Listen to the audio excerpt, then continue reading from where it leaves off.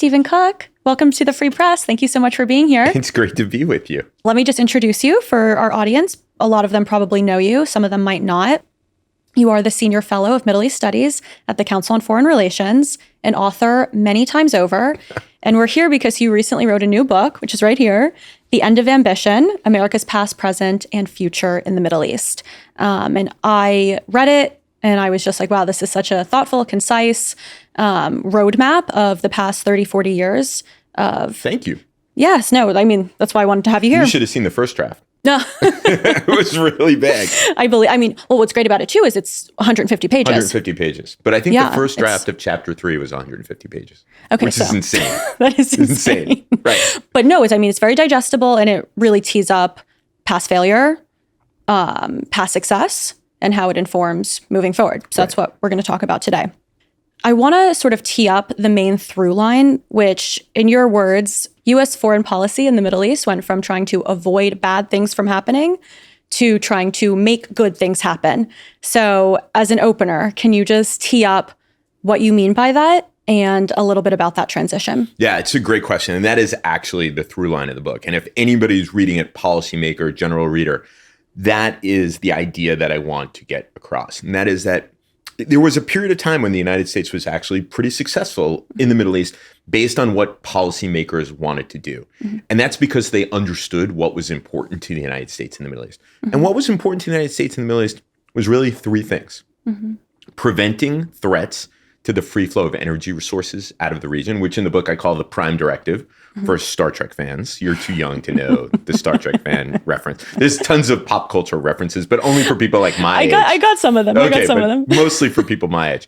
Second, to help prevent threats to Israeli security. Right. And third, to prevent any one state or combination of states from challenging American primacy in the region in the service of those two other interests, preventing threats to Israel and preventing threats to the free flow of energy resources. Mm-hmm. That's it. Those were American interests in the region, arguably in the post-World War II era, but really picked up in the 1970s. American policymakers understood that we had limited goals in the region and devoted resources to it. Mm-hmm. And we were successful. Yeah. Oil was only used once as a weapon and for a short period of time. That's 1973. 1973. Yep. Israel's security was maintained with American help, and we remained the primary power in the region to achieve those goals. There were setbacks, there were moral costs, but still, the United States was successful. And at the time, the challenge to primacy was the Soviet Union. It was the Soviet Union, exactly. We went from being, as I said, pretty successful to a period of profound failure. Mm-hmm. And it was the success that begat the failure. Mm-hmm. And again, you're too young. I do this when I give talks. I ask people, said, what happened on February 26, 1991? And really, it was only the people, like the older people in Naples, Florida, who got the answer to that question, which is Saddam Hussein gave up. The United States was successful in Operation Desert Storm, and Kuwaiti sovereignty was restored. Right. And then exactly 10 months later, on December 26, 1991, what happened? The hammer and sickle came down over the Kremlin for the last time, and the Soviet Union collapsed. Mm-hmm. Suddenly, the United States stood alone in the world with a surfeit of power, and people weren't really sure what to do with it. The American foreign policy establishment, and I don't use that in a pejorative way because I'm a card-carrying member of it. Of the establishment. Of the establishment. I work at the Council on Foreign Relations.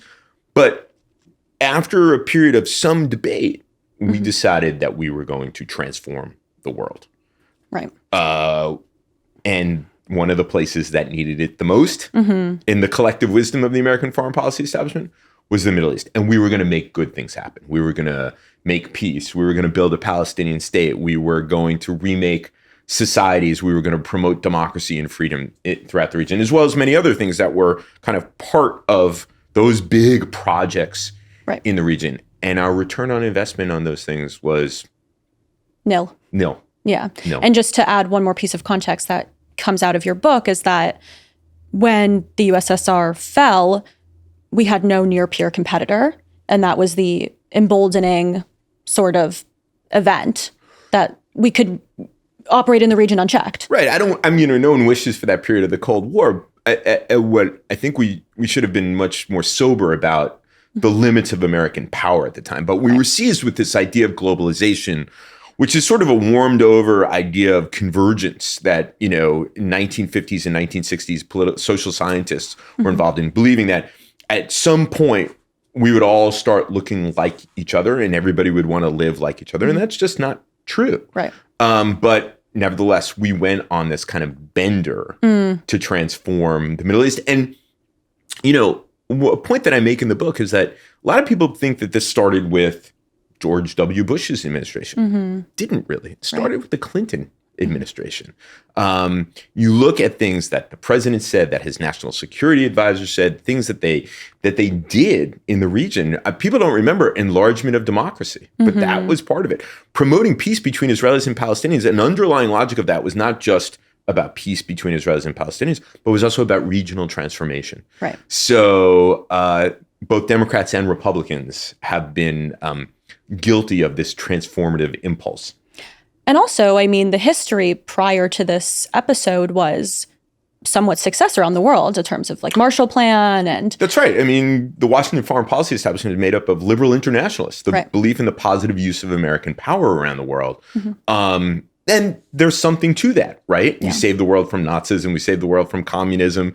But when it comes to socially engineering societies in the Middle East from 6,000 miles away, the deck was stacked against us. So I want to go into a little bit more in depth. The Bush administration, Bush the son, obviously, as we've been speaking about, despite his efforts to transform the Middle East, U.S. intervention got us nowhere. If anything, people would argue a worse outcome. Why did people think transformation was possible, and how did they get the assumption so wrong?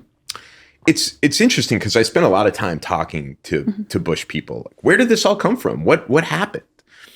First, let me back up and recount how during the campaign in 2000, that cycle, candidate George W. Bush excoriated Vice President Al Gore for nation building, for what the Clinton administration's nation building around the world. Bush was almost this kind of accidental nation builder. But he did begin this process, promoting democracy and change and reform in the region. When it came to the Palestinians, it was super interesting. What was happening was this was, the beginning of the second intifada. And, there were two different camps within the Bush administration. There was one camp that said, let's continue the peace process that had been going on throughout the Clinton years. And there was another camp that said, we're going to get nowhere should Yasser Arafat and the Palestinian Authority continue to be in charge without political reform and so on and so forth.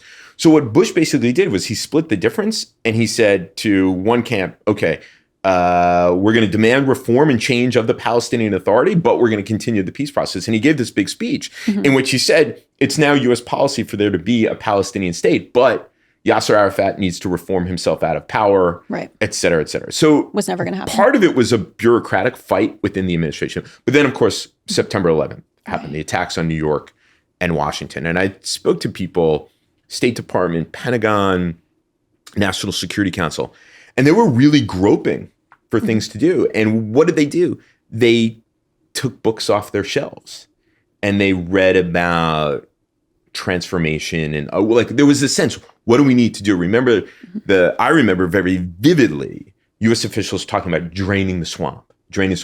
And draining the swamp meant if you promoted democratic change in the region through which people could process their grievances through neutral institutions, there would be fewer terrorists. Right. It was like democracy was the antidote to terrorism. Exactly, which there was no evidence for whatsoever. But a lot of these people cut their teeth in Europe and the revolutions in Central and Eastern Europe in the late 80s and early 1990s. And in that kind of national crisis emergency, they hit on this idea.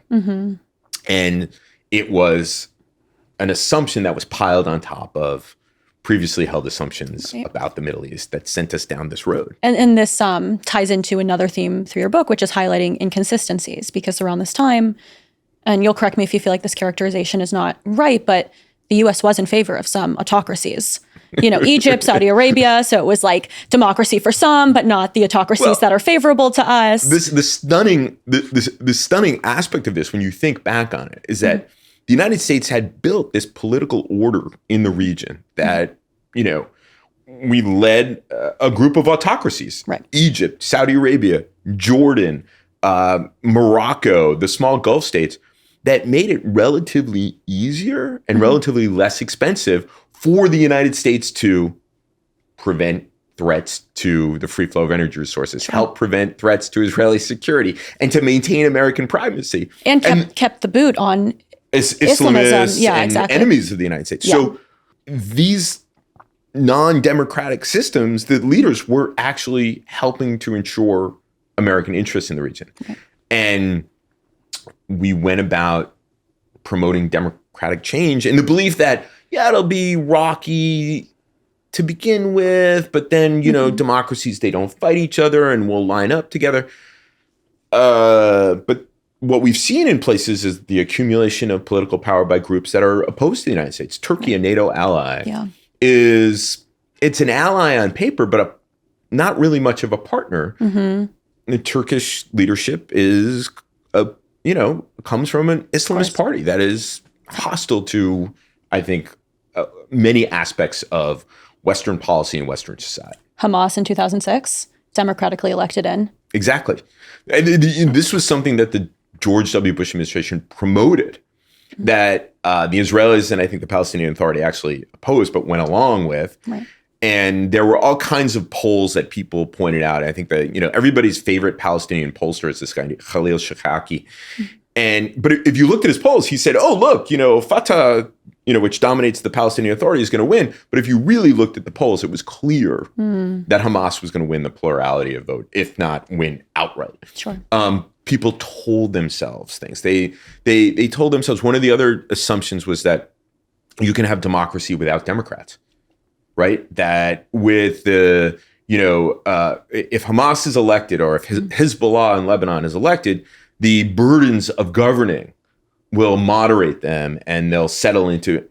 That just did not prove to be the case. Right. Now, that wasn't just something that was conjured up in the U.S. government. This was something that academics had been talking about for quite some time. Yeah. That so a whole set of assumptions that led us down this road of transformation, in which our investment, as you point out, the return on investment was nil. I think that's a perfect transition into the next three presidents, which ran with a different tune on scaling back from the Middle East. And of course, American public opinion reflected this. They wanted less involvement in the Middle East.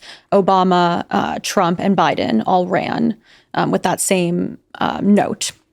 And so I want to go sort of president by president to see if they lived up to their retrenchment impulses. And we'll the one who really doesn't fit there in terms of temperament. Yeah, tell me. Is Biden. Well, because America's back. America's back. This is a guy who was the chairman of the Senate Foreign Relations Committee. He was kind of your quintessential Washington centrist, blue doggy Democrat over many years. And I think during his presidency, they beat the progressives. He beat Warren. He beat Bernie Sanders. And yet he governed afraid of the left wing of the Democratic Party. And he became part of that retrenchment set.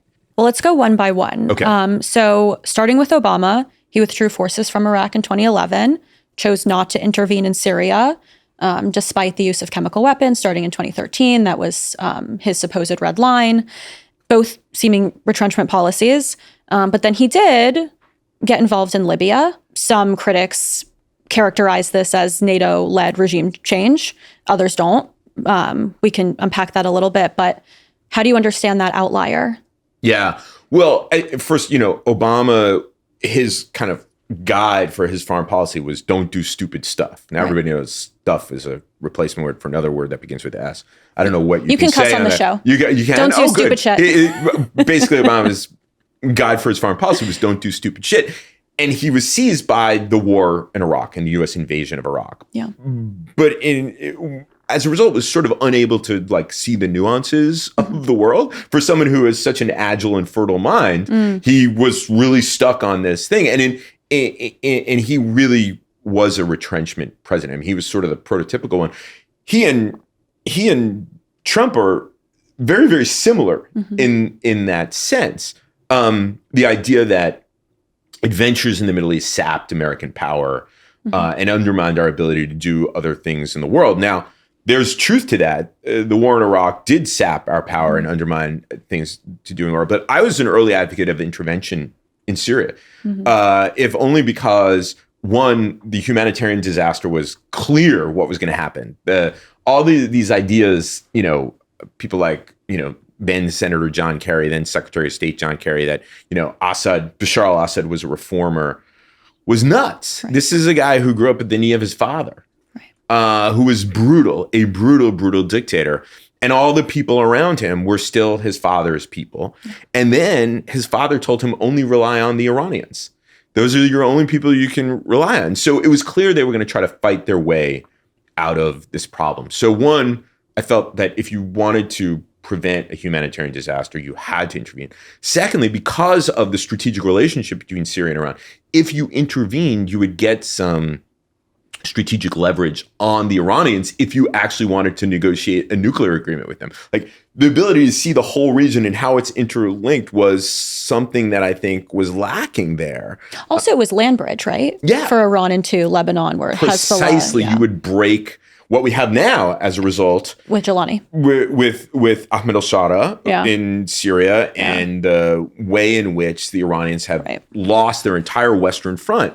You could have potentially, that could have happened with an American intervention. No one was advocating a march on Damascus, other than the Turkish president, by the way, who was advocating an American regime change in Damascus, but please do it from Jordan, not Turkey. But Obama balked at that. And we sat by while hundreds of thousands of people were killed in that conflict. A real stain on what we did. Now, I'm not advocating for regime change there. That's really up to the Syrians. But it struck me that there were American interests that were engaged there, that we could have done some good. In 2012, we might have been able to do some good. Libya, the intervention, from my understanding, is Obama did it because the British and French said, this is for NATO. And the next time the United States wants to go off half-cocked doing something crazy, we won't be there for the United States. You're going to break the NATO alliance unless you go ahead and do this. And my understanding is that Obama's Secretary of Defense, Robert Gates, was in almost open revolt against this policy. And of course, it didn't work out well. I mean, they're still fighting in Libya. Saif al-Islam al-Gaddafi, Gaddafi's son, on the 5th day of the Libyan uprising, went on Libyan national television and said, Libyans, we're not Tunisians, we're not Egyptians. We're going to fight for the next 40 years. I think he was the one who understood Libya better than anybody else. I mean, I'm only half kidding here. Right. But this is a country that's fragmented. Yeah. And there's two governments. And no good has come from the intervention there. I thought you had a clever characterization of this as well in the book, where you were like, in Syria, Obama acted as a realist, and in Libya, he acted as a realist who felt bad. Right. I thought that was he felt bad about being the realist there. And it sort of ties into, throughout this period, there's popular uprisings across the region, and he's sort of 1 foot in, 1 foot out. It's maybe confused as like too negative of a characterization, but well, you'll tell me, like, just doesn't know how to act or proceed. Yeah, well, this is part of being a realist, but feeling bad about it. Yeah. When Obama came to office, he gave a big speech at Cairo University in which he said to his audience, the freedom agenda is over. If you become democracies, of course, with an outstretched hand, America will help.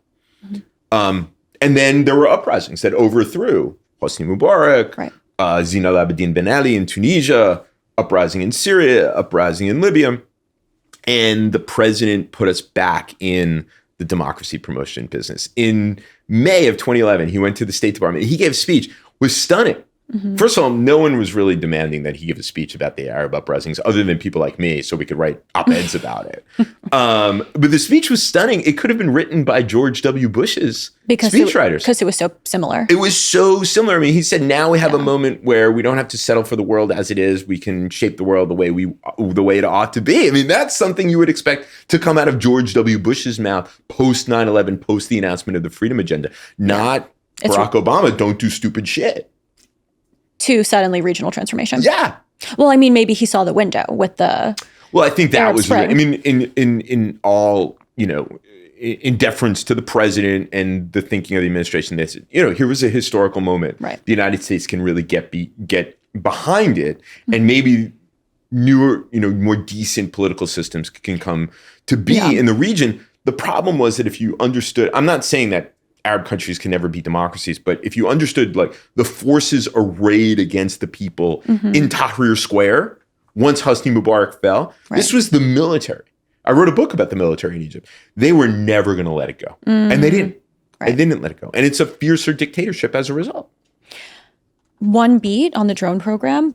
Obama in his tenure expanded the drone program. It was successful in the sense of getting high profile targets from ISIS and Al-Qaeda. It's interesting because it is, in some ways, very retrenchment. There's no boots on the ground. You can get a ton of, not to be crass about it, but bang for your buck. At the same time, so many people throughout the foreign policy establishment felt like it was a moral and political failing. And it's an interesting thing because at the time, the ethos of the American public and of many throughout politics was, we need to scale back. And then this seems like the perfect way to scale back. Right. And people were still not pleased with it. Can you kind of tee up that interfight? Yeah, look, it was, and I think that's spot on. I mean, it was sort of the perfect solution for a president who the United States was still confronting threats from Al-Qaeda and ISIS was emerging, yet without having to commit tens of thousands of American forces back to the region. Don't do stupid shit. Right. And so how easy would it be to have, some drone pilot based in Missouri or Doha or, someplace outside of the immediate battlefield, pulling a trigger and killing high value targets. It was sort of this antiseptic way to carry on the war against terrorism, which I think made Americans feel better because their brothers, sons, uncles, husbands, wives, sisters, whatever, didn't have to go out into the field and risk their lives. At the same time, we were killing civilians. There was a lot of collateral damage. There were lots of Yemeni and Pakistani civilians who were killed at the same time. I think it's probably one of the toughest calls President Obama probably had to make in terms of there was this sentiment we were bogged down in Iraq. There was no good coming from it. And that you still needed to keep the country safe from people who very clearly wanted to hit the United States and Americans around the world.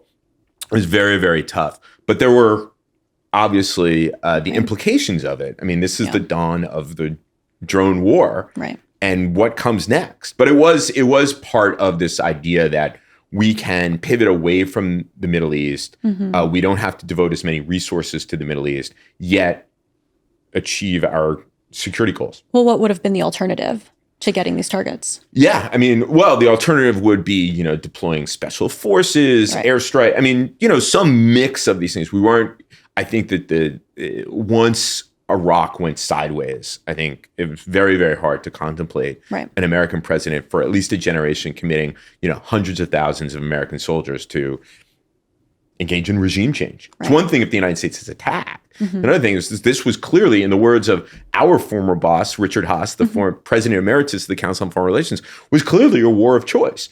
The global war against terrorists, however, was something that was necessary. And I think this was Obama, who didn't want to be in the Middle East. This was his way of solving that problem. Let's pivot to JCPOA. You tee up sort of some of the back history really well. I'll relay it and you'll correct me if I'm missing anything. Obama comes into office. He sends a letter to Iranian leadership.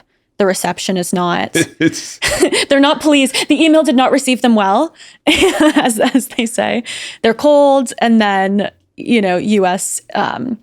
In connection with Israel cyber attacks, the nuclear program, and that pressure does bring them to the table for negotiation.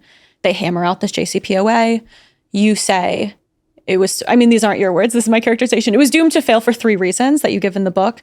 Can you walk us through what it set out to do and why your critique is that it was doomed to fail? Right. Well, what's fascinating about this entire episode is that it was based on a fundamental misapprehension of the outlook of the leaders of the Iranian regime. Right? That was, Obama, Bush before him, Clinton, George H.W. Bush. George H.W. Bush in his inaugural address said goodwill begets goodwill. That was read by everybody as a message to the Iranians that we can have better relations. So there was this, again, the American foreign policy establishment, of which I am a card-carrying member, was seized with this idea that we wanted a better relationship with the Iranians. Therefore, the Iranians wanted a better relationship with the United States. It seems like the obvious misassumption here is, I mean, they're fundamentalists.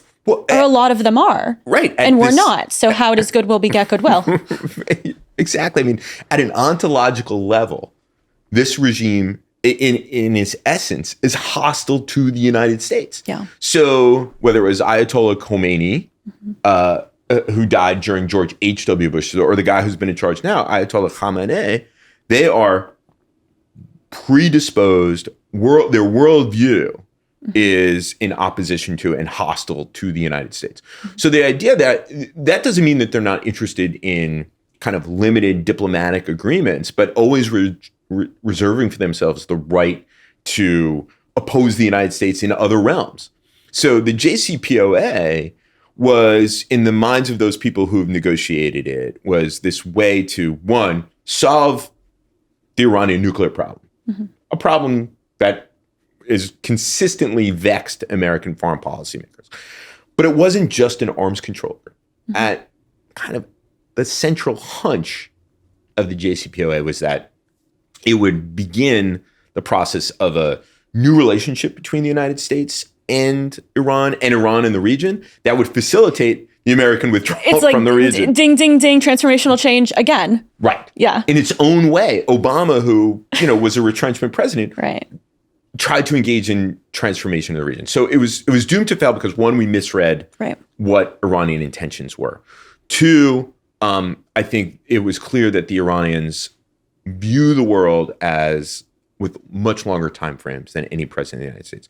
So they understood that in 10 years, 12 years, 15 years, depending on, they could pick up nuclear work again, assuming that all these secret sites, that they weren't just continuing it. Well, this is the other main concern, is that people felt like it didn't matter because they were going to continue to operate covertly. Right. I mean, I think it was clear that they were going to. And then So I guess the question becomes, then why have a deal? It's a really good question. I mean, in fact, in the book, I say the JCPOA, I read the thing. First of all, it underlined for me why I'm not a physicist. This stuff, I'm completely lost in it. But I read it. And it's this extremely complicated contraption of an agreement, which seemed to me wholly unnecessary because the Iranians were going to want to continue their nuclear program. There wasn't going to be a regime change. There wasn't going to be the Ayatollah wasn't suddenly going to want to have, better relations with the United States. So that the more realistic thing that the United States should do was deter and contain Iran. Yeah. Until such a time that the Iranian people took matters into their own hands and changed the regime themselves.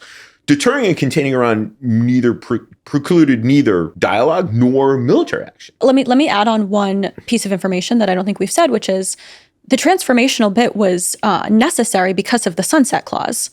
So it's like they needed the transformational element to work for the project to work long term. Right. So that's why I say at the heart of the agreement was this assumption that the relationship between the United States and Iran in the region would change, and that maybe even the regime would change, so that at the end of whether it was 12 years, 10 years, 15 years, that an Iranian nuclear program wouldn't seem so threatening to the neighbors or the United States. And that hunch was once again based on this idea that if we want a better relationship with the Iranians, the Iranians must want a better relationship with us, even though there's really no evidence of it. And what I'll layer in is what they got out of the deal was sanctions relief, massive cash injection, which then they were able to put into their proxies around the region, Hezbollah, Hamas. I remember sitting around with Gulf officials at around this time, and they were like, they're going to hand over billions of dollars to the Iranians. They're like, look, we will buy the Iranians a nuclear weapon.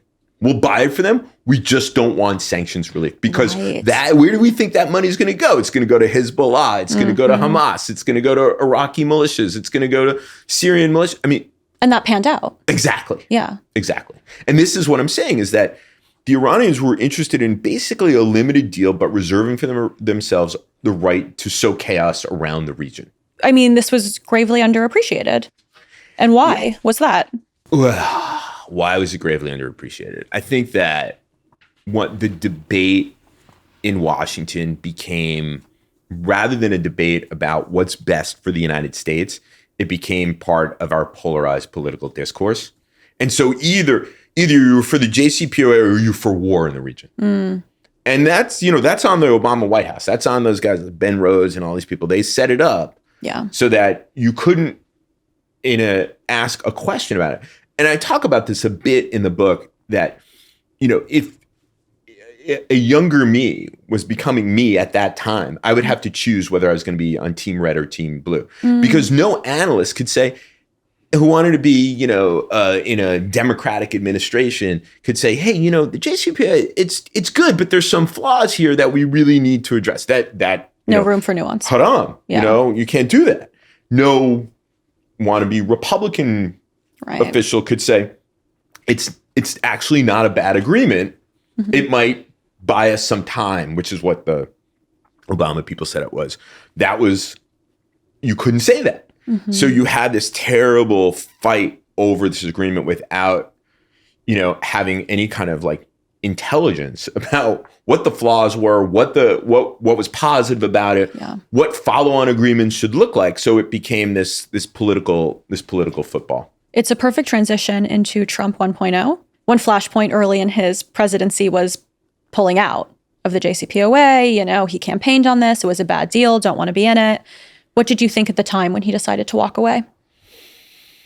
I shrugged my shoulders and I said, this is exactly what he said he was going to do. And anybody who thinks that, when I think maybe at the time, this was May 2018, maybe at the time people didn't understand that when Donald Trump says something, he's going to do it. Well, he did. And he's proven that over and over and over again. I shrugged my shoulders. I felt that it wasn't going to be that different because the Iranians were going to pursue their program regardless, and that there was a better policy. But I think, this pulling out of the JCPOA, Trump as a retrencher, you have to go back not to May 2018 when he pulled out, but to the escalator speech when he announced it, announced that he was running for president. Everybody remembers they're sending their rapists, they're sending, all those things about Mexicans, which was gross. It was every headline. Every headline. But I went back in writing the book and I watched the whole thing from beginning to end a number of times. Actually, I had a lot of fun recreating the scene. And it was a foreign policy speech. And a big chunk of it was about the Middle East. And about how much we had invested in the Middle East, and our return on investment was zero. He subsequently said we invested $7 trillion in the Middle East and we could have rebuilt the United States 3 times. Well, we didn't invest $7 trillion and you can't rebuild the United States 3 times in that. But that's basically the same thing as Obama saying, don't do stupid shit. And so he came to office that way. He came to office understanding that these were problems.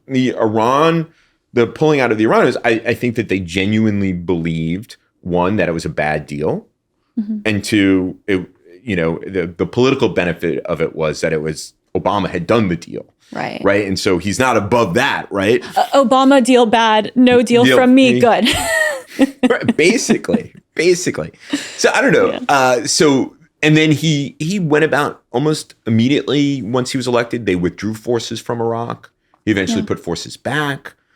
But I think the real original sin of the Trump administration was, and the real, fullest expression of his retrenchment tendencies was the summer of 2019. Came after the JCPOA.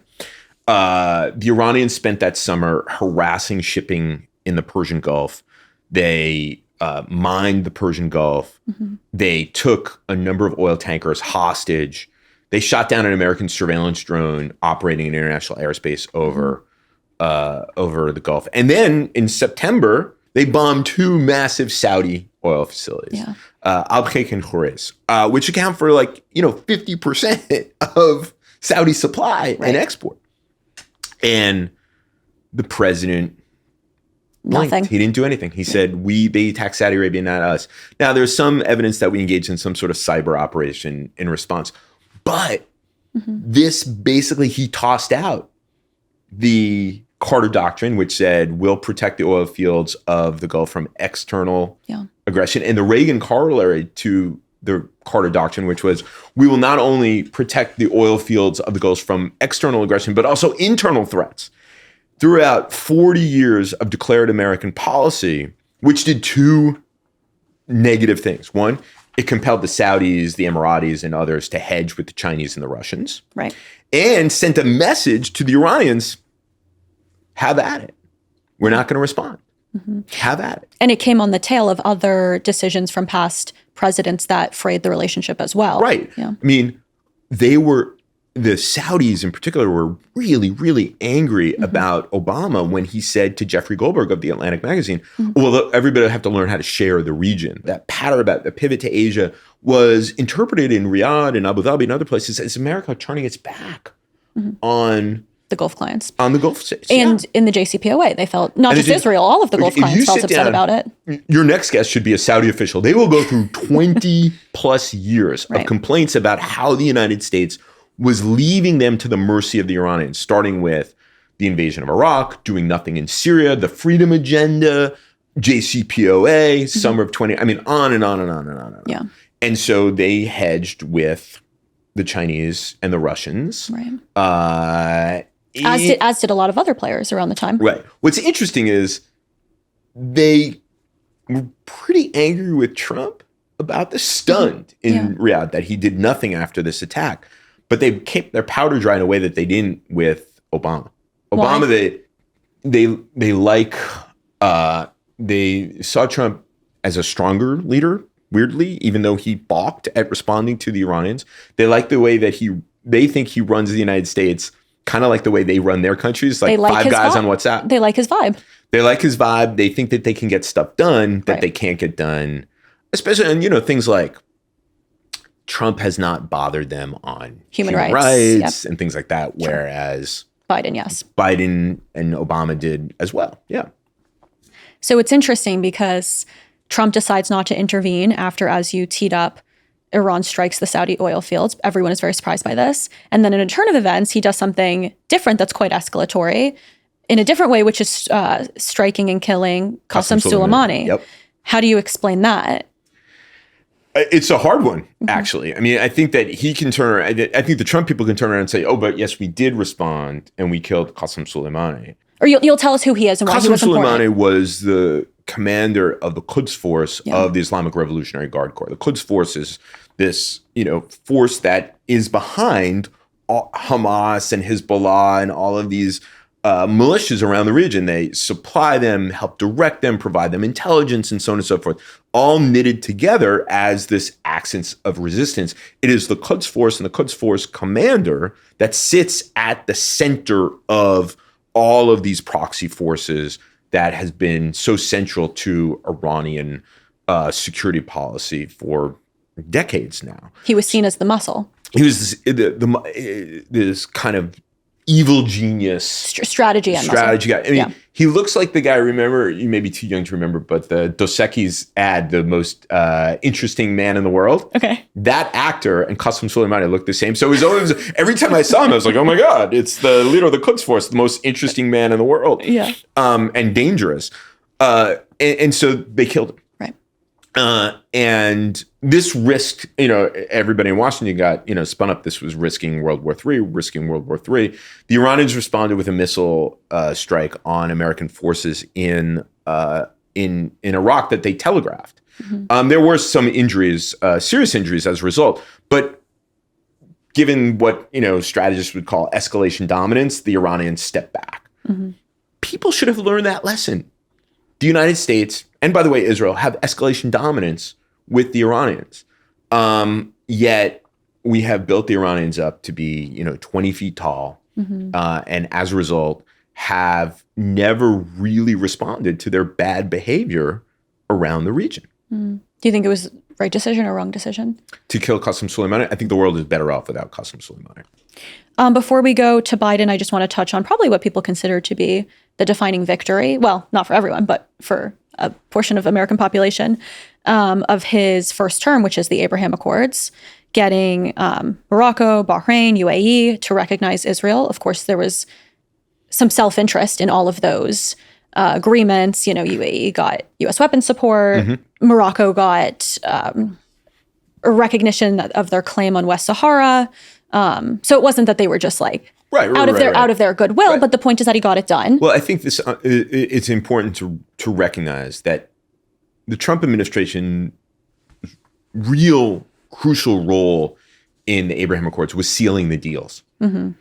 Israel and the UAE had been moving towards normalization for at least 5 years before. Do you think his credit is overstated? Well, I mean, it's a little more, I think the story is a little more nuanced. Yeah. When the Israelis and Bahrainis normalized, everybody said, where are you going to put the Israeli embassy? Like, they opened a door and they're like, here it is. There was one there. Yeah. And Morocco and Israel had relations given the large Moroccan Jewish population and the ability of Israelis actually to kind of get into Morocco and so on and so forth.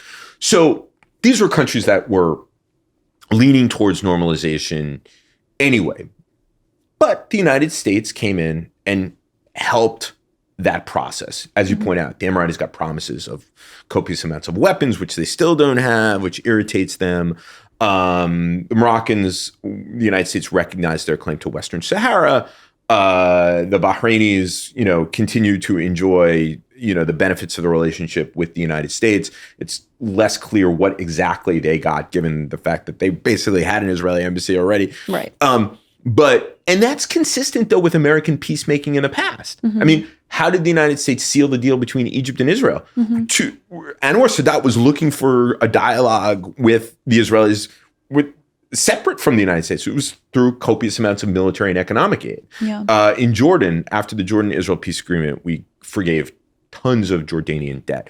So we sealed the deal. Now, I think that the Bahrainis, the Israelis, the Emiratis, the Moroccans, they all wanted to give Trump more credit than perhaps he deserved because he might have been reelected in 2020. Well, he wasn't reelected in 2020, but he was elected again in 2024. So I think that they gave him a lot of credit. That's not to take away from the fact that a lot of hard work was done during Trump 1 to get the Abraham Accords done. But I do think that they were kind of pushing through at least a partway open door. I'm not taking anything away from it. I think the Abraham Accords were important. Yeah. It did leave a lot of the Palestinians sidelined, of course, which is continues to be an issue throughout the region. But in terms of expanding the Accords, in terms of expanding the Accords. But what I think is really important about the Abraham Accords is it's not just normalization of relations between Israel and the UAE and Israel and Bahrain or Israel and Morocco, but the Emiratis really exemplify this. Is that it was the normalization of Jews. Yeah. Right? You could be openly Jewish in Abu Dhabi and Dubai. There's a kind of thriving Jewish community there. Hotels in the Emirates have to offer kosher food. The airlines have to offer kosher meals. There was a big, in the English language, one of the English language papers in the Emirates had like a high holidays pullout section. I was like, is this a Long Island? I mean, what's going on here? So there was, I think that was quite important. And the fact that the Emiratis in particular have been so supportive of their Jewish community I think that they were before the Abraham Accords, but now they're much more openly supportive. There was the permission structure. Right. Suddenly. Exactly. What's so interesting about this is it does feel like transformational change in this case. Would you characterize it differently? Well, I mean, transformational in terms, the way I talk about it in the book, certainly not in terms of regime change, like changes in politics. But recognizing the point, yes, I think the point is well taken. It does alter the region in some ways, although all of these countries were part of that American-led order for many years. But yes, I think at a societal level, it had the possibility of transforming relationships and so on and so forth. But the Abraham Accords have remained robust in the last 2 years of war, but the prospect of expanding them has diminished considerably, I think. Okay, Biden. Some flashpoints from his Middle East policy, pulling out of Afghanistan. Obviously, the execution was less than ideal, but the point is that he did it. The majority of Americans supported the withdrawal. Then October 7th happens. Hamas invades Israel, killing 1,200 people, kidnapping 251. Biden is supportive, but doesn't put U.S. troops on the ground, even though at the very early days, there was some question about if he would or if he wouldn't. Again, like disengagement. How would you understand and rank Biden's impulse for engagement versus disengagement? I think he was seized by this idea that he had to outmaneuver the left, even though he had soundly defeated them. So ending forever wars, which was something that came from restrainers, withdrawers, isolationists, and others, was something that he talked about, which was, again, was contradicted by his going to the State Department and saying America's back, and his whole entire career, which was about American engagement in the world. But I think the record's mixed. Afghanistan, he implemented what Trump negotiated, although they really did have an opportunity to modify. I mean, the way in which this was carried out was utterly disastrous. I mean, I have a dear friend who was, a lieutenant in the Army way back in the day, and he was like, how did this happen this way? And it was disastrous in every which way. But again, most Americans supported it. You had to question, were we going to be in Afghanistan, banging our heads against the wall forever? Although there are others who say, we could have helped secure Kabul and prevented the Taliban from coming back with a relatively small and relatively inexpensive contingent of American forces in the country. And people felt like it was a very important military base in terms of its Right. center positioning, close to China, and close to Pakistan. Afghanistan was the place from which, 9/11 happened. Yes. So, and he didn't have to, carry out what Trump negotiated. He could have said, no, this is a bad deal. But nevertheless, he did. And I think it was popular. And then there was this pressure to end forever wars. And if there was a forever war, I guess that was Afghanistan. It was popular, but do you think it was the right decision? Or do you think some sort of small continued presence would have been better for American strategic I have policy? To be honest with you. At the time, I thought, what more can we possibly do in Afghanistan? I remember watching on TV the withdrawal and being stunned by what happened. Right. Which, brings me back to, could a relatively small or relatively less expensive contingent of American forces secure the country? Because now the Taliban is back and they're the worst of the worst. Right. And what did, I think Biden during his term as VP, it said like counterterrorism plus, some sort of like sharp but small. Right. Exactly. And again, which makes it so odd that he was so, intent on this ending forever wars thing. It feels like it was almost a political, it was a political maneuver.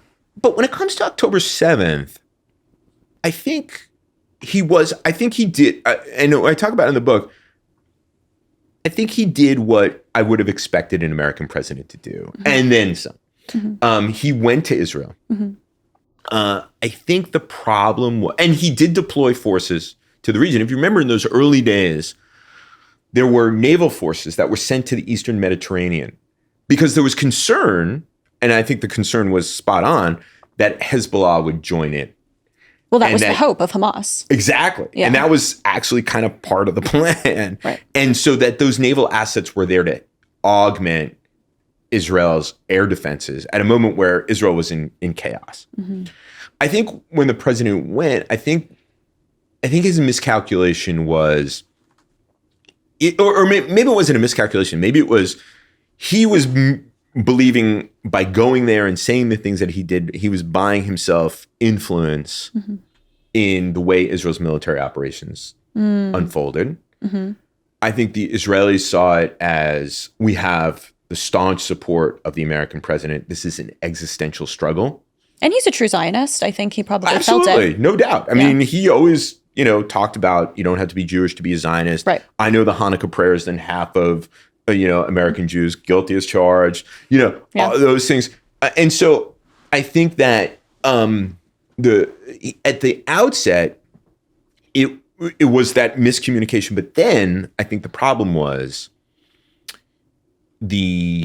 as the pictures from Gaza, as the narrative began, the president decided that, again, for political reasons, that he would sort of try to engineer the way in which the Israelis were going to carry out their operations. And I think there was a good argument that was made that rather than withholding weaponry, although it was relatively small. Or you're talking about the senators who wanted to condition aid. And in fact, the Biden administration did hold back some weapons. Remember the controversy over Rafah. Right. They held back 2,000-pound bombs. And there was a counter argument that said, look, if you want this war to be over sooner rather than later, what you really need to do is you need to supply the Israelis with what they need to get it over with. Right. You're actually delaying it. In reality, and the idea is more pain over a longer span of time, because it's not just letting them get to So you are actually making the humanitarian situation worse. Right. I think that the other issue that was at play here was that Biden struck me that he kept his own counsel on Israel. There were advisors, but Biden seemed to believe that he knew Israel better than everybody else, which is in keeping with what I know about Biden and his view of things. And so that he was going to be able to manage the Israelis and whatever, not really perceiving, even with his deep, abiding ideological commitment to Israel, didn't understand the true nature of the way the Israelis were processing October 7th. Right. How would you grade him on his ability to manage the Israelis? Oh, his ability to manage the Israelis? Yeah, like how do you think he did? A solid gentleman's C. I think he started out better. Okay. And then he was seized by the politics of the war in ways that I think didn't help. And I think that had the Israelis listened to Biden, the Sinwar brothers would be alive. Hassan Nasrallah would be alive. Right. Bashar al-Assad would be in power. Not that they were directly responsible for the regime change in Syria, but in fact, because they had so battered Hezbollah against the wishes of the Biden administration, Hezbollah was unable to muster the forces to defend Bashar al-Assad when the moment came. And now we're at this stunning moment where there's this jihadist who's about to sign a security deal with the Israelis. Like, did you think that would happen in your lifetime? There's so many things that have happened. Yeah. I mean, whether it was flying from Dubai to Tel Aviv on El Al across Saudi airspace, which I never thought would happen, to the idea that, the Israeli strategic affairs minister is meeting in Paris with the Syrian foreign minister who comes from this jihadist background, and they're hammering out some sort of security deal. How do you understand him? Because I think a lot of people, when he came to power, they were like, oh, he's a wolf dressed in, I forget the analogy, but a terrorist in disguise. And right. Well, I mean, look, this is a guy who had an American bounty on his head. I still think that I think the Trump administration has made a mistake by saying we need to lift all sanctions and lift the terrorist designation. I think that should be graduated. There should be benchmarks for things, one of which should be a security agreement with the Israelis. But nevertheless, they're going ahead.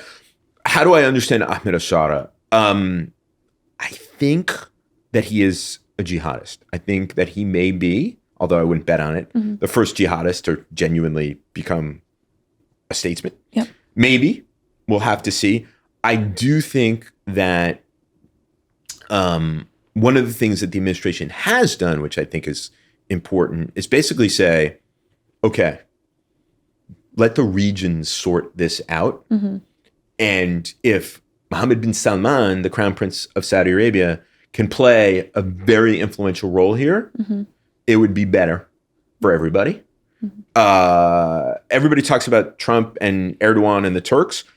I actually think, and they've been deeply involved with the Turks and deeply involved in Syria's future with the Turks. But I get the sense that Trump himself is putting his finger on the Saudi side of the ledger here in terms of who is going to be the big brother to Ahmed al-Shara and the Syrians. And I think as Americans and Americans interested in foreign policy and Americans interested in the region, we probably would prefer the Saudis to the Turks being the big, play the big role in Syria. And the Saudis have actually been pretty good to their word. They've established this big business infrastructure delegation. They've been helping to pay for the Syrian bureaucracy. I think it's early to tell. I'm not willing to say Ahmed al-Shara is reformed. We'll see what happens. Admittedly, the Biden section is short because there's not that much from his one term. Yeah, I think the key moments in Biden were trying to get back into the JCPOA. Right. Withdrawal from Afghanistan, which is only mentioned in passing here because Afghanistan is actually a Central Asian country. But it informed Biden's approach to the region. And there were religious and cultural similarities. Right. And October 7th. Right. And like I said, I think October 7th, he started out well, although he misinterpreted how the Israelis were going to respond. Right. That this was existential. And to be honest with you, I saw the footage. I saw the October 7th footage. I know the president had, but I can't imagine that anybody hasn't gotten any insight into how the Israelis responded after seeing that footage, which is denied by large swaths of activism land and mainstream media people, but it quite obviously happened, and it was extraordinarily disturbing, and you can imagine the impact it must have had on Israelis. I think that's a good place to transition to Trump 2.0. One of the interesting things early in his administration that got a lot of news coverage was his first trip to the Middle East. He went to Saudi, Qatar, UAE, and it seemed like he was trying to paper over some of the breaks in the relationship. He said no more lectures on how to live. He praised MBS, saying, I like him a lot. I like him too much. Everywhere he went, he was like, this isn't a direct quote, but oh my God, the marble. It's great what you've done with the place.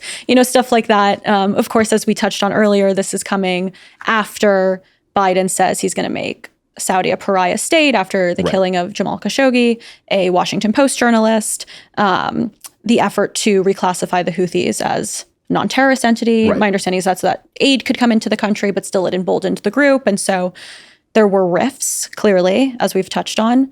Do you think Trump is doing a good job in turning the relationship around?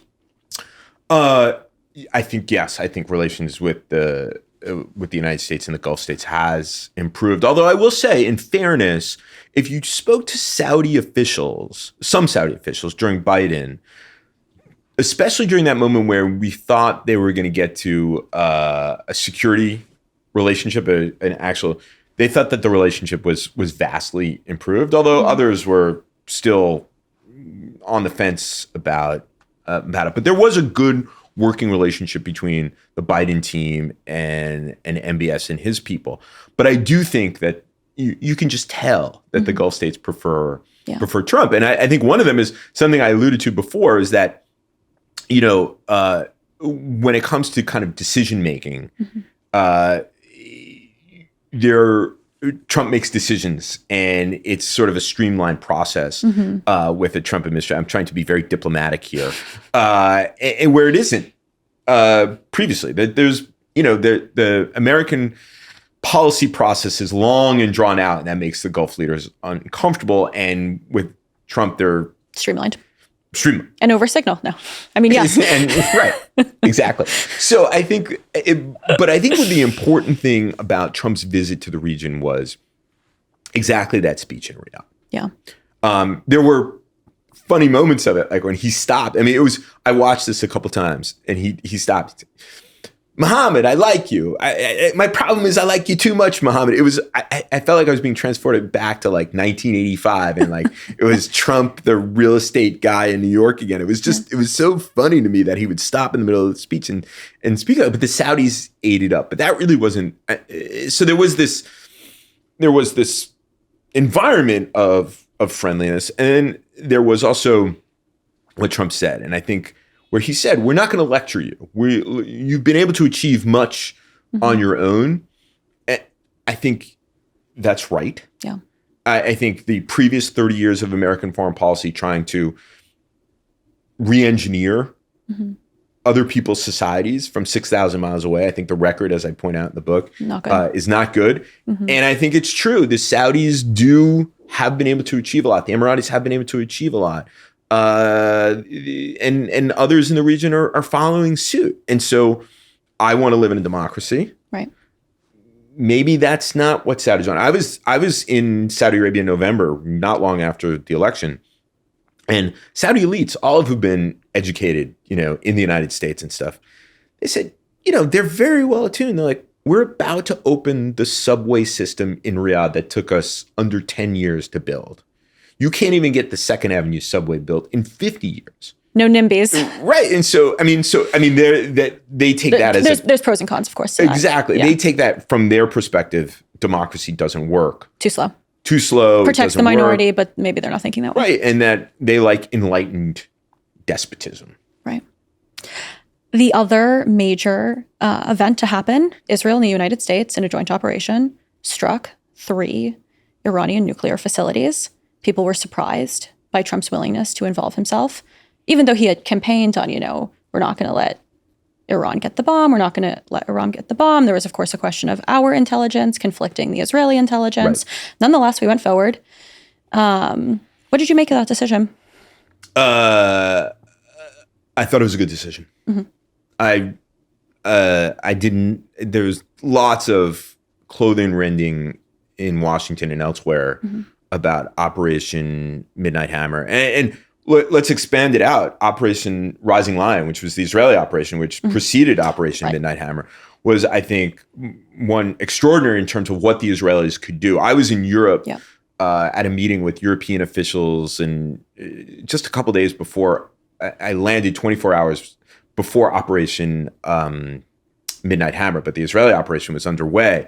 And I'm looking at all these Europeans, and I'm thinking, these are our NATO allies. They could not possibly hope to be able to execute a military operation in the way that the Israelis were, what they were doing in Iran at that moment. Look, the Israelis had 3 goals. One, to do as much damage to the nuclear program as they possibly could. Second, and I think really the thing that was most underreported here, was to destroy Iran's ballistic missile capability and its supply chains. U.S. intelligence community estimates that within 10 years, unimpeded, the Iranian ballistic missile program would be one of the biggest in the world. Biggest in the world. That is a huge threat to Israel in particular, but our partners in the region. Then, you could have all the arrow systems you want, but if they could overwhelm those systems, that would be extraordinarily dangerous. And then third, to create a pathway for Iranians to take matters into their own hands and overthrow the regime. Because the problem is not the nuclear program per se, it's who's in charge of it. Right. And they were successful in 1 and 2, less successful in terms of that pathway for regime change. And then the United States came in and did even more damage to it. Now, people want to argue about this, but isn't the world better off with a weakened Iranian regime and a regime that is further away from being able to produce a nuclear weapon? The critique, I think, is that did we actually do the damage that we're saying that we did? And I'm curious what your take on this is. I mean, there are the satellite images of the trucks moving out of Fordo. Who knows what are on the trucks? People assume enriched uranium or other equipment that go into making the nuclear bomb. And the issue being, can they set up shop elsewhere and then basically rush to make the nuclear weapon as a next step? I think those are all risks. Right. Those are all risks. First of all, on the trucks thing, the Israelis are amazingly chill about that. Yeah, tell me more. I'm not sure that the Iranians spirited away all this enriched uranium Maybe they did, maybe they didn't. But I think that the Israelis would be freaking out and would have continued their operations if all of that enriched uranium was spirited away in some place. And of course, they have eyes all over the country now. They would know. And so there's something about that that doesn't add up to me. And so it suggests to me more damage was done than would suggest. But there is this question of, will they now dash to weaponization and so on? I think those are all risks, but foreign policy decision-making is making a decision among a range of pretty bad options. And I actually think that what the Israelis did in terms of damage to the Iranian regime, damage to their ballistic missile program, and then with the United States damage to the nuclear program, at the very least, makes them safer at the moment, and proved that World War III wasn't going to break out. That we had built up the Iranians in this way. That they were a paper tiger. Actually, that they're a paper tiger. Yeah. And that they had created this perfect strategy with these proxies, and that, we can't go after the Iranians because it's going to cause a major regional war. That major regional war has not happened. So now we understand the dynamics of the region a lot better, and we can manage these security problems with a more realistic view of whatever. So I think overall the region's better off. Do you think this brings Iranians back to the table? And I'll layer in, under the Obama administration, when U.S. and Israel sabotaged the nuclear sites, that brought them to the table. And so maybe this has a parallel, or maybe you think no. Well, it was a combination of things that brought the Iranians to the table. We don't call it what it was, but it was maximum pressure. Yeah. And Trump's maximum pressure built off of what Obama does, which is this maximum economic pressure. It's notable that the Iranians hosted a delegation from the IAEA. They didn't get a look into any of the nuclear sites, but that's an ongoing negotiation. The IAEA is actually in Washington today. We're talking to the administration about this. I think there's a lot of Iranian bluster out there that we're cutting off relations with the IAEA. We have more powerful missiles than ever before, and so on and so forth. I think we should take much of that as post-war Iranian bluster of a weakened regime. I think the problem is letting the Iranians off the hook. Yeah. We should not allow, the pressure should continue on the Iranians, whether you want to do it sanctions-wise, whether you want to do it militarily. But we've proven that World War III isn't going to break out. This isn't going to benefit the Chinese. All the things that the restrainers and the retrenchers said was going to happen as a result of these operations didn't happen. You know, Trump has been one of the biggest critics of regime change. He ran on this as an issue. It seems like a secondary goal of this operation was to destabilize the regime in a way that could lead way to, and then, you on CNN, you have Christiane Amanpour saying, and she's pretty establishment, like, maybe we should call it Pavlovi in LA and see what he's, it was right. That I saw that clip. Yeah, that clip went viral. So it's like, I think the polls in Iran show that he's pretty popular. The Reza Pahlavi, who was the Shah's son and the prince, I guess. What I would say is that I don't think it was a goal of the United States per se for regime change. I think it was definitely a goal of the Israelis. I see. For months beforehand. Well, and had it been successful, then it would have been right, exactly. Of the United States. Like, Trump was sort of the first night of the Israeli operation. Secretary of State Marco Rubio said, "This is an Israeli thing. We have nothing to it." Then, as the Israelis operation, it became clear how successful it was going. Then Trump joined in, sort of expropriated and said, "We've done such a great job." But I think that the bottom line here is Trump wasn't interested in regime change. The Israelis were. They didn't get as far. They wanted to create an environment where Iranians could rise up. Look, they bombed state television.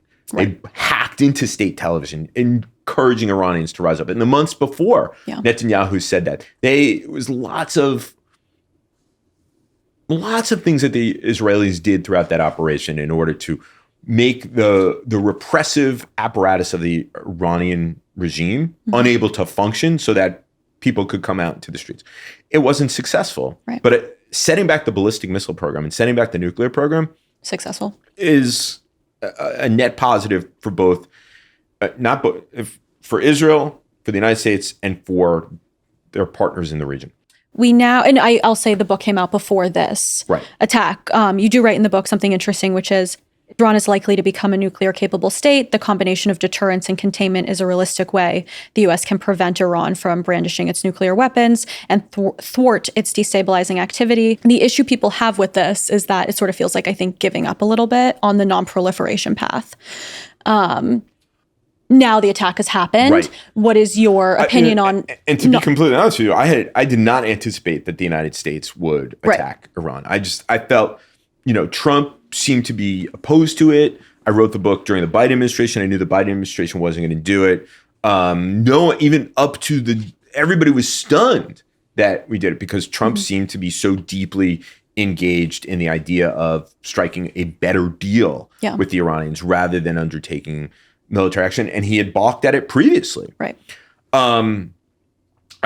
My sense was that unless there was regime change in Iran done by the Iranians, that this regime was going to advance its nuclear program. Yeah. And that if there was no appetite for the United States to get involved in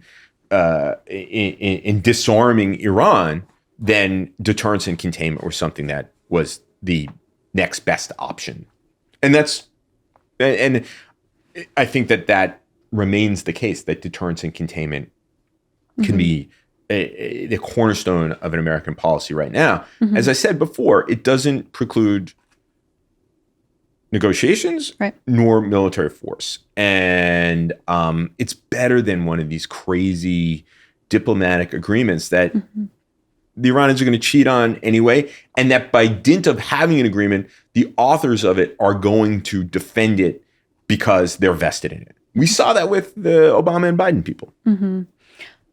Bibi, I think, was regarded after this operation very highly. The other segment where he's been regarded less highly is, of course, in Gaza. I just want to touch on this for one question before we close out. Something central to the tendency towards transformational change has been this Palestinian state. Of course, the misassumption was that, even going back to Clinton, that there was a willing party that was interested in living peacefully next to Israel. And if there wasn't, that the U.S. could sort of force that into existence. It seems further away than it was even 30 years ago. After 3 decades of attempts, and, of course, the issue of Palestinian rejectionism, we don't really have time to get into the minutiae there. If we can't do transformational change here, what is the alternative? Yeah, look, it strikes me in very early on after Hamas's attack on Israel, it struck me, the Biden administration was talking about a revived Palestinian Authority and, new governing structures for Gaza. And it just struck me that what we're going to return to is some version of the status quo. Forever? Well, I don't see, particularly after this war, Palestinians and Israelis wanting to live with each other. Even the subsets of those who did want to live side by side. The support for a two-state solution among Israelis is 23%.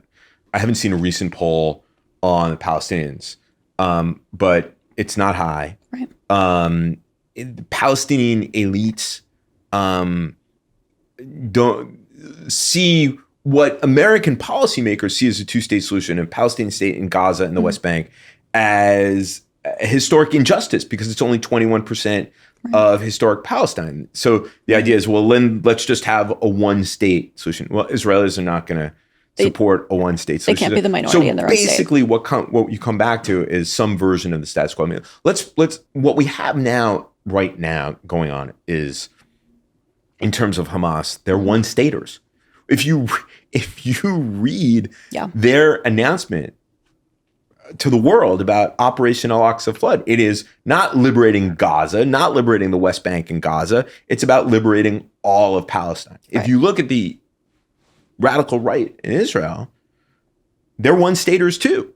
So the dynamism and the politics in these two societies is one-staters against one-staters. But let's assume for a moment that you had a Israeli prime minister who could negotiate peace and a Palestinian leader who could negotiate peace. What the Palestinians demand as their minimum requirements for peace, capital in Jerusalem, contiguous state, right of return, those are non-starters. Israelis are not going back to the June 67 borders. They're not dividing Jerusalem, and they're not welcoming Palestinian refugees from 48 and 67 back into territory. What the Israelis' minimum requirement for peace are things that Palestinians can't deliver. So it's like the mirror image. And they're totally the mirror image of each other. Yeah. Israel's minimum requirement is Jerusalem United Capital. Right. Demilitarization. Right. Yeah. Those things. Not going back to the 67 borders, those kinds of things. So I don't see where this comes from. And I think that then the question is, what does the United States do about it? Well, our interest has long been in helping to prevent threats to Israeli security. Right. Now, interest can change. It seems that the politics of the U.S.-Israel relationship is changing in the United States. Maybe permanently, maybe not. So there's a question of that commitment. But I don't see it being a propitious moment for us to go on some bender for a two-state solution and building a Palestinian state, because the parties just don't want it. And a lot of resources have gone into it over the past 30 years and have failed. Yeah. And by that time, let's be honest, Israeli settlements will continue to grow. There is sentiment within Israeli society about holding on to Gaza because, that argument that the Israeli right made in 2005 about withdrawal from Gaza, only inviting violence and chaos, is now a more potent political argument than it was in 2005. Well, because that panned out. Exactly. Yeah. Because they were right. And so what are they going to do? The same thing in the West Bank? They would never. Right. That's what I'm saying. It's totally so you have infeasible. 23% in the last poll that I saw of a reputable poll, that 23% of Israelis support a two-state solution. Right. That's not enough for any Israeli government to go ahead and pursue peace, even under pressure from the United States or the Saudis. Yeah. I mean, that's the other fallacy here, is that at this point, that normalization would somehow entice the Israelis after this episode where, as you point out, Hamas invaded Israel, killed 1,200 Israelis. And again, that video is so brutal. I saw it 2 years ago. It wakes me up at night to this day. Took 251 people hostage. They still hold those people. Right. Then you have the terrible situation in Gaza. And then you have the global situation in which, the Israelis who believe they're engaged in just war are being accused of genocide and war crimes and so on and so forth. Why would they prioritize anything other than their own survival at this point? I don't know. Right. So stuck at an impasse. That's exactly right. Bringing China into the equation, it's another through line. And basically the way you tee it up in the book is every time the U.S. sort of takes a step back, signals, we're past the Middle East. It's almost like the irony is like we say we're past the Middle East because we want to focus on China. China says, great, focus on us. We'll go into the Middle East. We can provide conventional security. Their strategy has been quite different. It's infrastructure. It's very interesting in the book how you tee up their state-owned enterprises have just like massive advantage over ours to be operational for their Chinese foreign policy. Right. If you can underbid competitors by 40%. There's just no. So these state-owned enterprises are clearly an instrument of Chinese foreign policy. To what extent do you think China's foray into the region has weakened our influence with our own client states? Well, I think that they all really like their relationship with the Chinese. They get something out of it. The Chinese have something to offer them. Infrastructure development, financing, technology, things that we won't give them, the Chinese will, right? So drones, missiles, those kinds of things, the Chinese will be willing. What I thought was very interesting and what I thought was really important about what the Biden administration did with regard to Saudi Arabia was to dangle this idea of security guarantees. Right. I didn't actually think they should wrap it around normalization with Israel because I thought it was important enough that if we gave the Saudis those security guarantees, it really did two things. One, it helped the Saudis with regard to Iran, a common threat that we felt, and it outmaneuvered the Chinese. Right. They wouldn't have to hedge with the Chinese because we were there. It was written down on paper that these security guarantees. Now, there are a whole host of questions. A lot of people in Washington are like, do we want to put American soldiers in harm's way to defend Saudi Arabia? We've done it a couple of times already. One of the reasons why the Saudis were interested in this compact was because at a moment when they thought the cavalry would come, September 2019, when they were bombed by the Iranians, we didn't. So now they're saying, okay, let's write it down. I thought it would outmaneuver the Chinese quite well. And it's in our own self-interest in terms of access to energy, oil flow. Absolutely. And I think that it would have been a wise thing for us to do, but it got wrapped around the axle on this question of normalization, which the Saudis say there needs to be a two-state solution. And the Israelis say, well, we're not interested in a two-state solution. So, but I think the Chinese are engaged in an effort. And their goals are actually similar to ours, but rather than cooperating, they undermine us from time to time. So, for example, when it comes to Iran, they get so much oil from Iran. 15% of their oil comes from Iran. They're deeply vested in the regime. And there have been reports that they are putting money into potentially rebuild the military base. Exactly. Now, this should garner the attention of the Saudis and the Emiratis, right, which have been willing to play ball with us on this, but they get so much. We've lost so much ground to the Chinese in terms of tech and infrastructure development, which we can now at this point we can never do. That they're never going to wash their hands of the Chinese. And correct me if I'm wrong, but this was quite important because it was a departure from just infrastructure investment, what this reporting is saying, if true, to investment in military rebuilding. Right?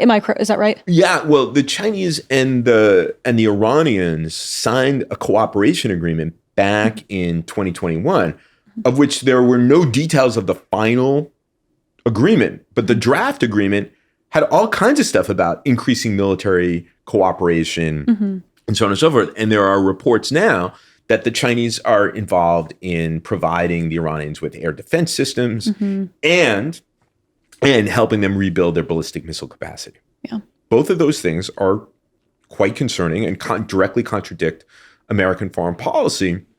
And it's sort of this weird Cold War dynamic. Remember, after June 1967, the Soviets moved very quickly to rebuild the Egyptian armed forces. It's a parallel.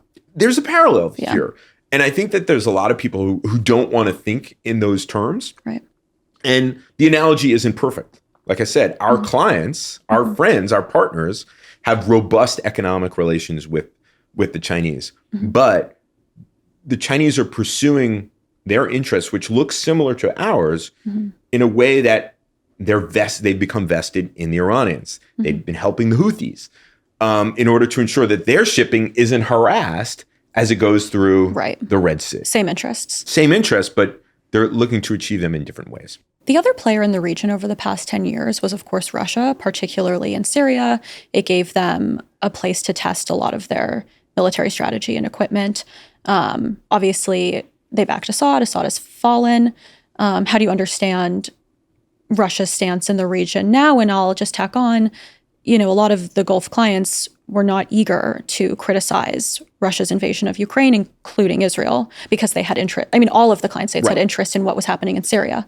Well, this is what makes this incredibly complicated, is that, for those years where the United States sought to transform the region, we had no peer competitor in the region. Now, Russia's not a peer competitor. Now we have the Chinese.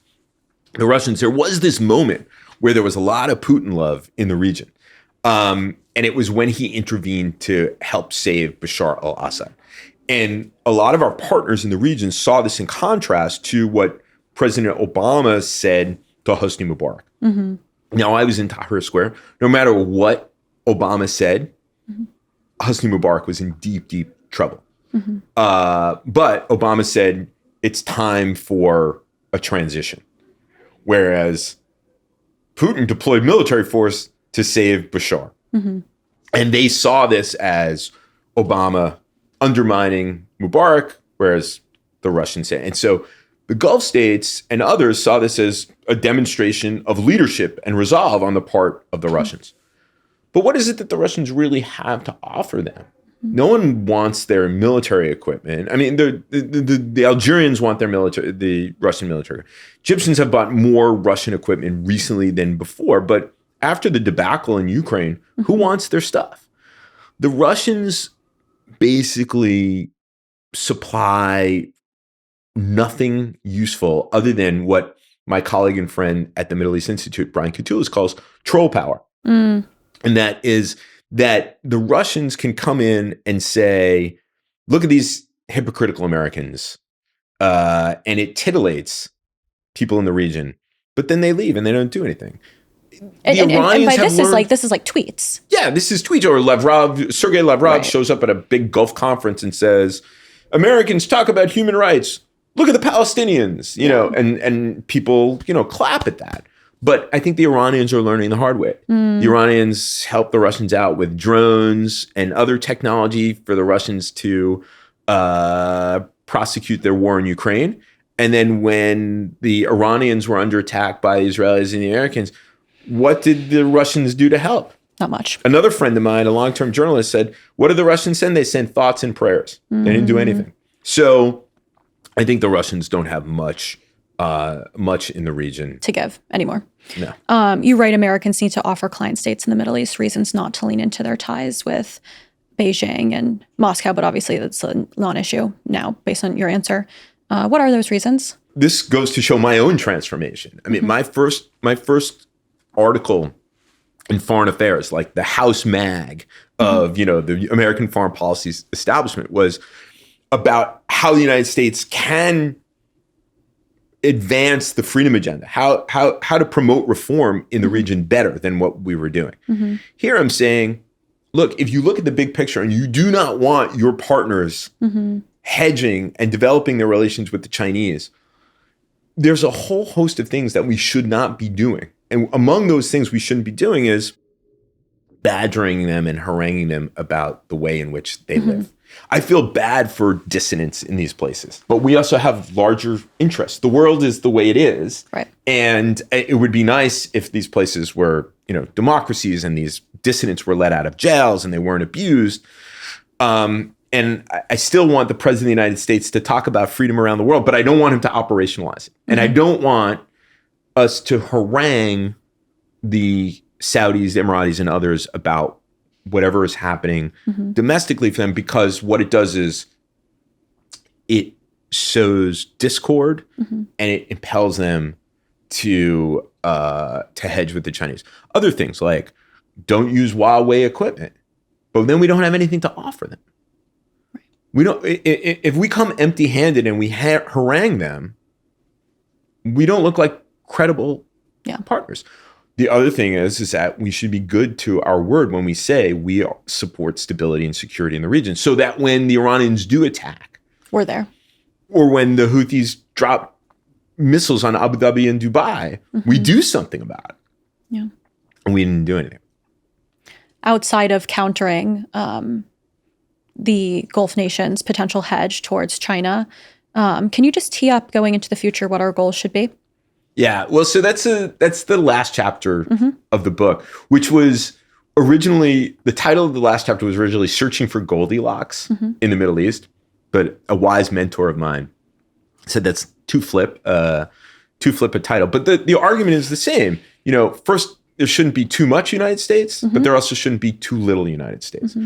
And what I lay out in that chapter are 6 or 7 things that most of which will look familiar to readers. Things that we've done before: preventing threats to the free flow of energy, helping to ensure Israeli security, counterterrorism, non-proliferation. And then I add great power competition. Chinese are in the region.